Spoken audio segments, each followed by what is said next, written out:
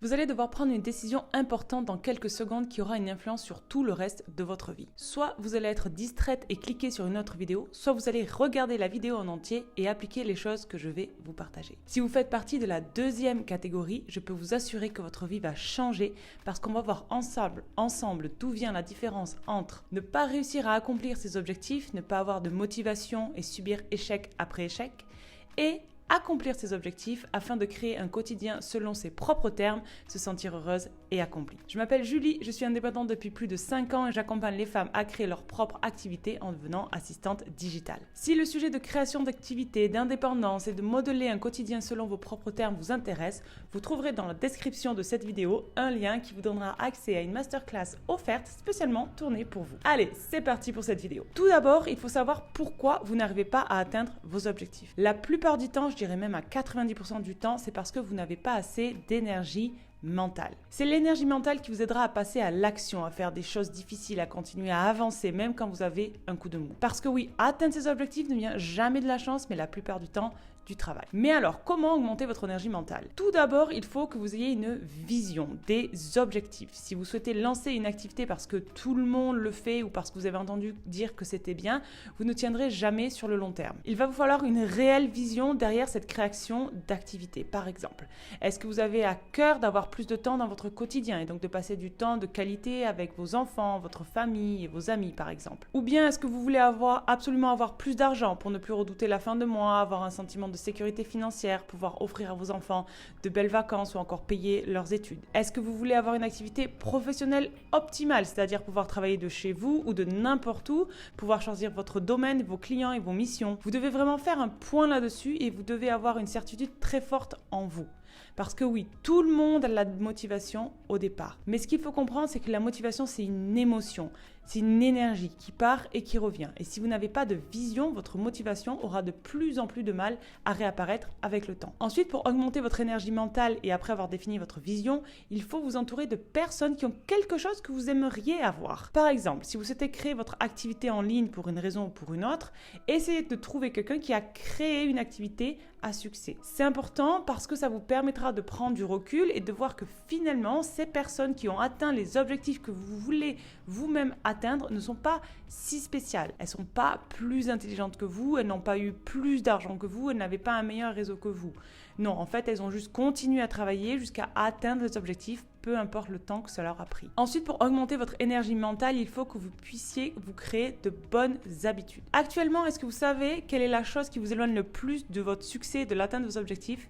Votre téléphone. Que ce soit Facebook, Instagram, TikTok, YouTube, Candy Crush ou autre, ce genre d'applications et de plateformes libèrent énormément de dopamine. Et il faut savoir que dans notre corps, au quotidien, on a une ressource limitée de dopamine. Donc cette ressource, c'est celle qui nous donne de la motivation pour passer à l'action. Et donc quand vous êtes sur votre téléphone, vous avez une énorme libération de dopamine. Ce qui fait que vous n'aurez plus de motivation pour faire des choses un peu plus ennuyantes, comme par exemple avancer sur la création de votre activité. Donc le but, c'est de supprimer un maximum cette libération excessive de dopamine. Ensuite, il faut que vous ayez un bon environnement et de bonnes habitudes, que ce soit le sommeil, la nourriture ou le sport, vous devez absolument avoir un rythme de vie sain. Le sommeil, c'est ce qu'il y a de plus important. Vous ne pourrez jamais consacrer 1 heure ou 2 à la création de votre activité après une journée de travail si vous êtes fatigué. Vous ne pourrez jamais avoir une bonne concentration et faire des choses de qualité si vous n'avez pas assez de sommeil emmagasiné auparavant. Ensuite, votre alimentation influe aussi sur votre concentration et votre fatigue. En mangeant de bonnes choses avec une bonne quantité, vous aurez de l'énergie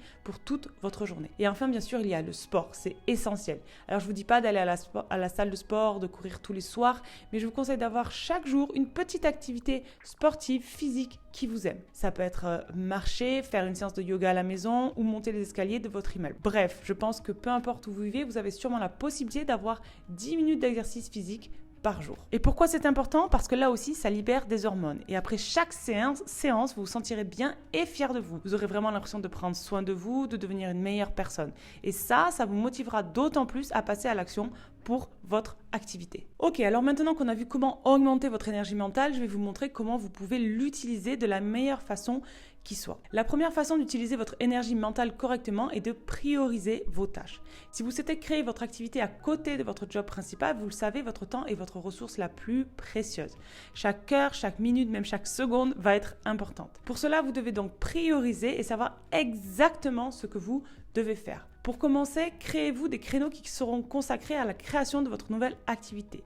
Je sais, si vous êtes maman, c'est compliqué, mais ne serait-ce que 30 minutes par jour en semaine et peut-être 2 heures par jour le week-end sont déjà des possibilités et ça vous permettra d'avancer. Et donc, si vous avez uniquement 30 minutes par jour en semaine, vous ne pouvez pas perdre ce temps à savoir ce que vous allez effectuer pendant ce temps réduit de travail.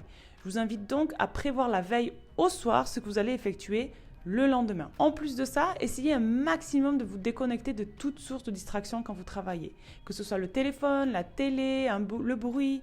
Encore une fois, je sais vraiment que ce n'est pas évident quand on est maman ou qu'on a une vie de famille ou une vie bien remplie. Mais il va falloir vraiment essayer de faire du mieux possible pour vous. La deuxième façon de prioriser vos tâches va être par votre emploi du temps. Est-ce que vous souhaitez avancer sur votre activité le matin avant d'aller au travail ou le soir après le travail? Est-ce que vous préférez le faire le matin avant que les enfants soient réveillés ou après que les enfants soient couchés? Je vous invite donc simplement à faire le test et à voir ce qui vous convient le mieux. Par exemple, quand je travaillais en hôtellerie, j'ai vu que ce qui fonctionnait le mieux pour moi était de me réveiller un peu plus tôt le matin. Pourquoi? Tout simplement parce que c'était le moment où j'avais le plus d'énergie et le plus de facilité à être concentrée sur mes tâches. Donc je me réveillais environ 1 heure plus tôt pour travailler sur la création de mon activité parce que j'estimais que je préférais donner ce pic d'énergie à mon activité et à moi-même plutôt qu'à mon employeur. Et comme on l'a vu plus tôt, le sommeil est important. Donc si vous souhaitez vous lever 1 heure plus tôt, il faudra vous coucher 1 heure plus tôt aussi. Je sais, ça va demander des réorganisations de votre temps, comme par exemple moins de temps le soir devant le téléphone ou devant la télé ou Netflix, peut-être rentrer un petit peu plus tôt de certaines sorties, mais c'est un sacrifice qui en vaudra largement la peine et qui finira par revenir vers vous. Pour aller plus loin par rapport à ça, je vous conseille de tenir cette habitude de réveil tous les jours, même le week-end, si vous le pouvez bien sûr. Pourquoi? Parce que notre cerveau et notre corps fonctionnent par cycle. Donc si vous vous réveillez du lundi au mardi à 6 heures, que mercredi et jeudi vous vous réveillez à 7 heures et que le vendredi vous vous réveillez à 6 heures et le week-end vous dormez jusqu'à 9 heures, au final vous allez être encore plus fatigué. Parce que ce qui va être vraiment important pour le cerveau mais aussi pour le corps, c'est d'avoir un sommeil régulier qui s'inscrit dans des cycles habituels et répétitifs. Et voilà, c'est la fin de cette vidéo, j'espère qu'elle vous a plu. C'est vraiment une vidéo importante parce qu'elle s'applique à tout, que ce soit pour votre création d'activité, pour un objectif sportif, pour votre vie personnelle ou autre, c'est vraiment indispensable. Si vous souhaitez aller plus loin, je vous invite à cliquer sur le lien se trouvant dans la description juste là en dessous de la vidéo et ce lien vous donnera accès à une masterclass offerte dans laquelle je vous détaille les 3 étapes à mettre en place pour créer votre activité de web indépendante. C'était Julie, je vous dis à bientôt!